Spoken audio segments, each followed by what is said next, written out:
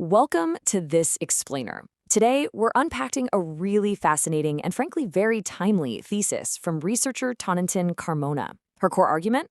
That the unchecked rise of cryptocurrency we're seeing right now directly mirrors the buildup to the devastating 2008 financial crisis. So we're going to dive right into the data and the history from her presentation to see exactly how she connects those dots. So here's a massive question for us to start with. Are we ignoring the warning signs of the next 2008 financial crisis? This entire analysis is rooted in that specific, devastating moment in history.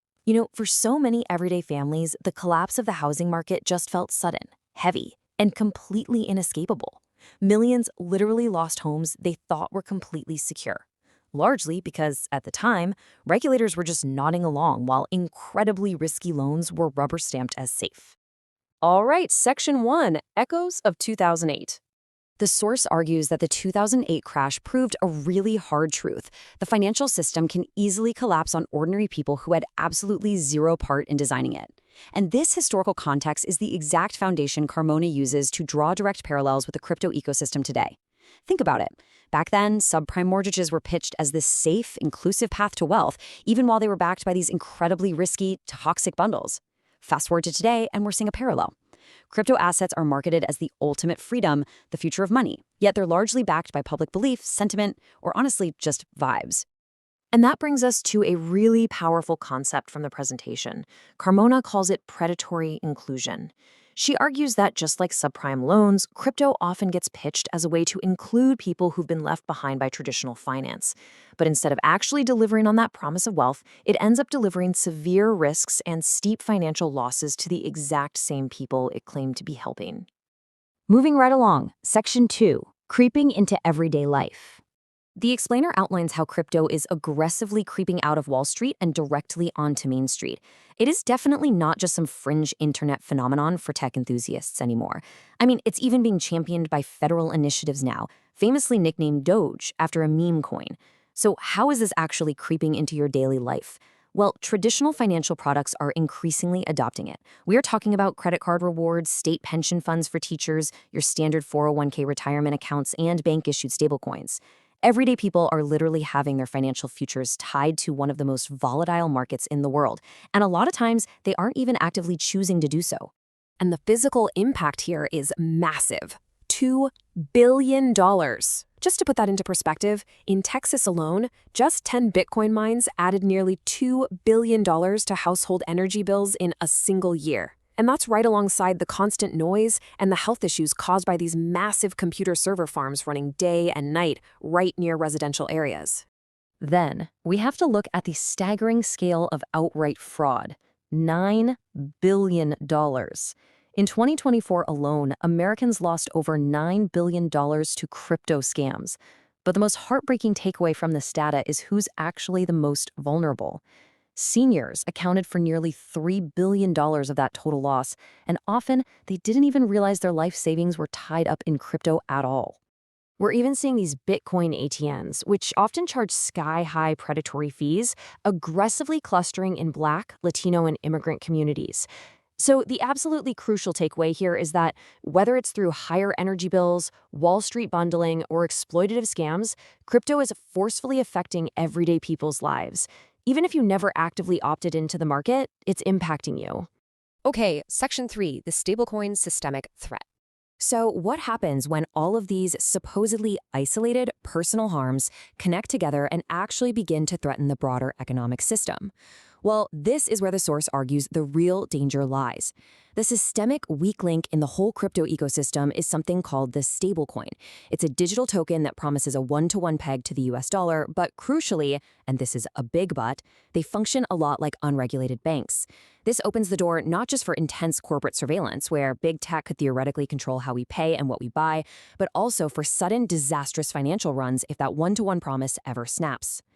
Think back to 2008 for a second. Financial panic spread relatively slowly back then, right? It was almost like one foreclosure notice at a time. But in 2023, when Silicon Valley Bank failed and a major stablecoin temporarily lost its peg, panic spread instantly online. Carmona warns us that because stablecoin reserves actually sit in traditional banks and treasury bonds, a future crash wouldn't just stay in the crypto bubble. No way! It would spread at the speed of code right through the traditional financial system we all depend on. Now, you might be thinking, hey, crypto isn't really big enough to crash the whole system on its own, right? The explainer addresses this by using a really vivid analogy: kindling. While crypto might not be the initial spark of the next crisis, it acts as highly flammable kindling sitting on top of a financial system that's already incredibly fragile. We're talking about a system currently burdened by immense AI hype, private credit risks, and record leverage. Crypto just adds explosive fuel to that fire. Which brings us to Section 4, auctioning off the rules. So, according to the presentation, there is a profound democratic risk at play here. The crypto industry is actively utilizing its immense wealth to rewrite the very rules that are supposed to govern it. Look at this breakdown. The industry spent hundreds of millions of dollars lobbying Congress. Crypto-linked entities made up a staggering 45%. I mean, that is nearly half of all corporate election spending in 2024. That is an enormous, unprecedented amount of concentrated financial influence flowing directly into our politics. Cremona argues that this level of influence isn't exactly to functioning democracy. It's basically auctioning off the rules. And what does that money buy? The tangible results include removed regulatory guardrails, dropped lawsuits, defunded enforcement agencies, and even pardons for industry figures. So essentially, instead of policing the industry, regulators are opening the doors wide for them. And this dynamic creates some truly alarming, baked-in conflicts of interest moving forward. For example, federal housing regulators like Fannie Mae and Freddie Mac have actually been directed to consider crypto as viable assets in mortgage applications. Talk about a direct echo of 2008, right? Plus, when elected office holders hold personal financial stakes in crypto products, that conflict of interest isn't theoretical anymore. It is literally baked directly into the halls of power, creeping into our democracy itself. Finally, Section 5, demanding real economic security. The presentation shifts gears here. It moves from diagnosing the systemic threat to exploring why everyday people are turning to crypto in the first place. And it makes total sense. This massive demand for financial alternatives is born out of deep systemic distrust. When traditional institutions fail people, they naturally look elsewhere. But what everyday families truly desire isn't radical. They don't want a hyper-speculative gamble. They just want basic economic security, good jobs, the comfort of affording life's essentials, real paths to wealth, and a fair shot at building a future. So based on all these extensive parallels with the 2008 crash, the presentation firmly asserts that crypto is not the future of money. It is the future of instability. The source is really urging the public to demand actual stability over mere speculation, and importantly, to pay very, very close attention to the crypto legislation that is currently moving its way through Congress. We're going to leave you with this final provocative thought from the explainer. As these warning signs continue to flash and the speculative kindling just piles up higher and higher, are our institutions actually strong enough to protect everyday people from the next systemic crash? Thanks so much for exploring this topic with us today. Keep learning, and as always, keep asking the hard questions.